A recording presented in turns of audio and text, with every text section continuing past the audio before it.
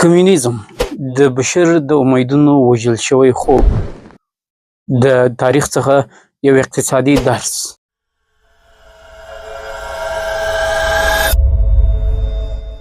یو وخت داسې و چې بشر د مساوات، عدالت او اقتصادي برابرۍ خوبونه لیدل.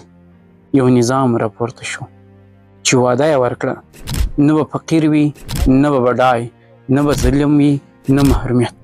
خو د کمونیزم دا خوب ډیر ژر کابو شو. د اقتصادي نظام بشریت ته نه یوازې اقتصادي بلکې رواني او انساني ضربې ورکړې. د انسانانو یو نسل دا تصور د خلاصون په توګه ومنه. په شوروي اتحاد کې خلک پاڅېدل، د شاهي ظلمونو پر ضد یې قیام وکړ او د برابرۍ نظام یې راوړ. خو ډیر ژر دا نظام بدل شو.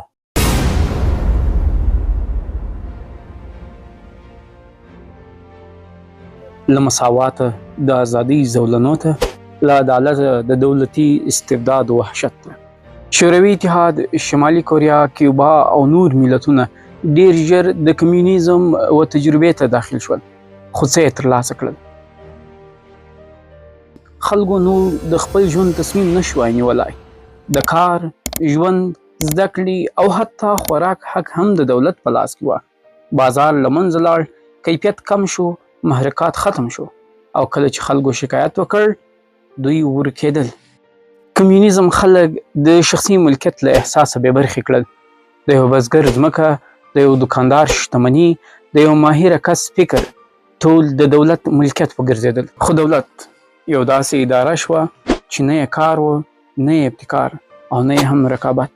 فابریکې بندې شوې، نرخونه غلط شول، د خلکو زړونه مات شول.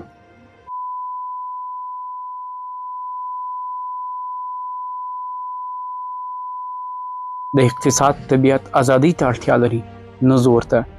د فکرونو خلاصولو ته اړتیا لري، نه کنټرول ته. شوروي اتحاد چې د کمونیزم ستره کلا وه، په 1991 کال کې د خلکو له کرکې، فساد او ناکام اقتصاد څخه ړنګ شو، او نړۍ پوه شو چې عدالت نشي تحمیلېدلی. مساوات باید د فرصتونو له لارې راشي، نه د زور له لارې. کمونیزم یو انساني خوبه، خو یو بې له فطرته خوب. کمونیزم اوس یو اقتصادي یاد، اقتصادي درس او یو غمجنه کیسه پاتې سوې ده. ځکه هغه هیوادونه چې کمونیزم یې عملي کوه، اوس یې تقریبا په بشپړ ډول سره د کمونیزم څخه مخ اړولی دی. که اقتصاد د عقل او منطق پر ځای د زور او خیال تابع شي، نو ملتونه ورسره ړنګېږي.